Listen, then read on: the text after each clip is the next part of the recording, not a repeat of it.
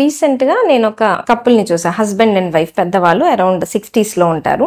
వాళ్ళ అబ్బాయి బెంగుళూరులో ఉంటాడనమాట.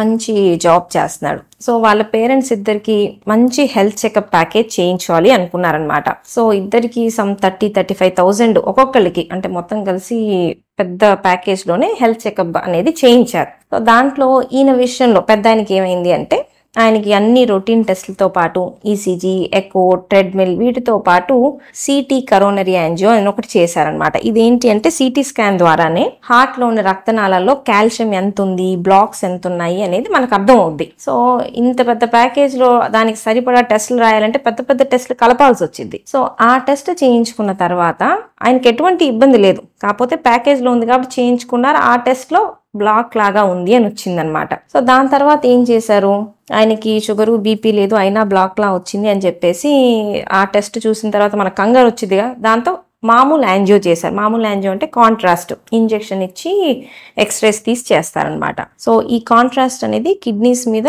లోడ్ పడిద్ది. సో అవసరమైన వాళ్ళలో మనం చేయాల్సి వచ్చింది. సిచ్యువేషన్ లో ఏంటంటే చెయ్యాలా వద్దా అని ఆలోచించి ఎందుకు ఈ టెన్షన్ అని చెప్పేసి చేయించేశారు కరోనరీ యాంజియో. దాంట్లో మళ్ళీ వచ్చింది కొంచెం బ్లాక్ ఉంది అని. కాకపోతే స్టెంట్ వేయాల్సిన అవసరం ఉందా, మెడిసిన్ వాడాల్సిన అవసరం ఉందా అంటే ఆయన అడిగితే 4 ఫ్లోర్లు మెట్లైనా కానీ నేను ఆయాస పడకుండా ఎక్కగలను, నాకు అసలు ఎటువంటి ఇబ్బంది లేదన్నారు.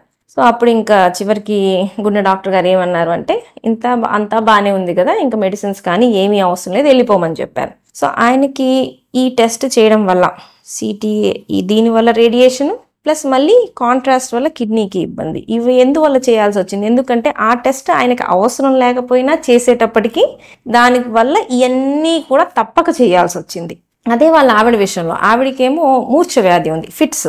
సో ఆవిడికి ఈ సిటీ కరోనరీ యాంజియోతో పాటు సిటీ బ్రెయిన్ కూడా తీశారు, మెదడుది. ఎందుకంటే కాస్ట్లీ ఇన్వెస్టిగేషన్స్ అవ్వాలంటే స్కాన్స్ చేయాల్సిందే, స్కాన్సే ఎక్స్పెన్సివ్ కాబట్టి.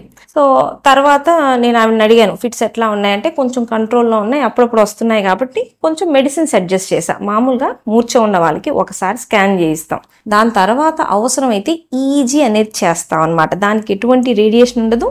మామూలుగా ఇంకా మూర్ఛ ఉన్న వాళ్ళలో సిటీలు కూడా తీస్తే ఎంఆర్ఐ తీస్తాం. సో ఆవిడికి ఈ సిటీ కూడా అనవసరంగానే అయింది, ఎందుకంటే డాక్టర్ రాసింది కాదుగా, అది ప్యాకేజ్లో వాళ్ళు ఈవిడికి మూర్చుంది కాబట్టి సిటీ కూడా కలపండి అని కలిపేసుకున్నారు. సో ఈవిడికి ఈ సిటీ యొక్క రేడియేషన్ హార్ట్ది, మళ్ళీ బ్రెయిన్ సిటీ యొక్క రేడియేషన్. ఆవిడకి కావాల్సింది జస్ట్ మెడిసిన్ అడ్జస్ట్మెంట్ అంతే. సో ఇప్పుడు వీళ్ళిద్దరూ నా దగ్గరకు వచ్చినప్పుడు ఇద్దరికి ఒక్కొక్కరికి 5 నిమిషాలు అనుకోండి. సో ఈ 10 నిమిషాల్లో నా 9 నిమిషాలు ఈ టెస్ట్లు చూసుకోవడానికే సరిపోయింది. ఈ టెస్ట్ ఎందుకు చేశారు, ఈ టెస్ట్ తర్వాత ఈ టెస్ట్ ఎందుకు చేశారు, మరి ఇది ఎందుకు వచ్చింది, అది ఎందుకు వచ్చింది అని. సో నేను పేషెంట్కి కేటాయించే సమయం చాలా తక్కువ అయిపోయినట్టు. ఎంత 1-2 నిమిషాలు, నీ ప్రాబ్లం ఏంటి, మూర్ఛ, టాబ్లెట్స్ అడ్జస్ట్ చేద్దాం, మీ ప్రాబ్లం ఏంటి, అసలు ఏ ప్రాబ్లం లేదు. ఇవన్నీ ఏంటంటే అనవసరమైన టెస్ట్లు చేయడం వల్ల వచ్చిన ఇబ్బంది. సో మనకి బేసిక్ టెస్ట్లు ఉంటాయి కదా, షుగరు, బీపీ, కొలెస్ట్రాల్, హీమోగ్లోబిన్ ఎంత ఉంది, థైరాయిడ్ ఎట్లా ఉంది, యూరిన్ ఎట్లా ఉంది, ఈసీజీ ఎట్లా ఉంది. సో బేసిక్ టెస్ట్లు ఒక ఏజ్ తర్వాత అందరూ చేయించుకుంటే మంచిది. కానీ ఎక్స్ట్రా టెస్ట్లు ఉంటాయి చూడండి, అవన్నీ కూడా మనకి అవసరమైతేనే డాక్టర్ పర్యవేక్షణలో మనం చేయించాలి. ఎందుకంటే అప్పుడప్పుడు ఇన్సిడెంటల్ ఫైండింగ్స్ అంటాం, అంటే ఒకదాని కోసం వెతికినప్పుడు ఇంకొకటి బయటపడింది. అది మనల్ని జీవితాంతం ఏమీ చెయ్యకపోవచ్చు కూడా, కాకపోతే పొరపాటున బయటపడింది అనుకోండి, అప్పుడు మనం దాని గురించి మళ్ళీ బాధపడాలి, అవసరం లేకపోయినా ట్రీట్మెంట్ ఇవ్వాల్సి రావచ్చు. సో ఒక స్టేజ్ వరకు మనం టెస్ట్లు చేయించుకోవడం మంచిది.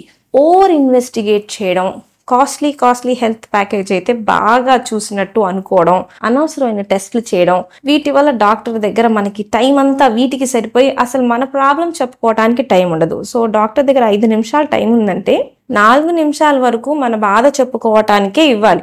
1 నిమిషం టెస్ట్లు ఏమయ్యాయి, ఏం వచ్చింది అనేది జస్ట్ 1 మినిట్కే important. But most of the time మన నోటి ద్వారా మన ప్రాబ్లమ్స్ని మనం చెప్పుకోగలగాలి. ఆ డాక్టర్ ఇట్లా చెప్పారు, ఆ టెస్ట్ ఇట్లా వచ్చింది, ఇవన్నిటికీ మనం అనవసరంగా టైం వేస్ట్ చేయకూడదు.